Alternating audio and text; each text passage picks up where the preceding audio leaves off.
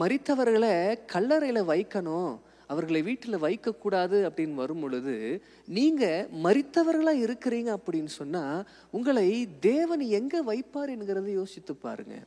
நீங்க உடனே ஆண்டவர்கிட்ட வந்து சொல்லுவீங்க, ஆண்டவரே நான் இந்த சர்ச்சில் மெம்பராக இருந்து நான் காணிக்கையெல்லாம் கொடுத்து எனக்கு இந்த சலுகைகள் எல்லாமே இருக்கு, பர்த்டே பார்ட்டிக்கு வருவாங்க, ஏதோ ஒரு விசேஷம் நடக்கும்போது வருவாங்க, திருமணம் நடந்தா வருவாங்க, இது எல்லாமே எனக்கு சலுகைகள் இருக்கிறது ஆண்டவரே, நான் ஒரு கிறிஸ்டியன். ஆனா நீங்க என்னைக்கு கிறிஸ்துவை ஏற்றுக்கொண்டு மனதார கிறிஸ்துக்காக வாழ ஒப்பு கொடுக்குறீங்களோ அந்த நாள் வரைக்கும் இந்த சலுகைகள் எல்லாம் உங்க கூடவே வரும். ஆனா கூடவே எது வரைக்கும் வரும் தெரியுமா?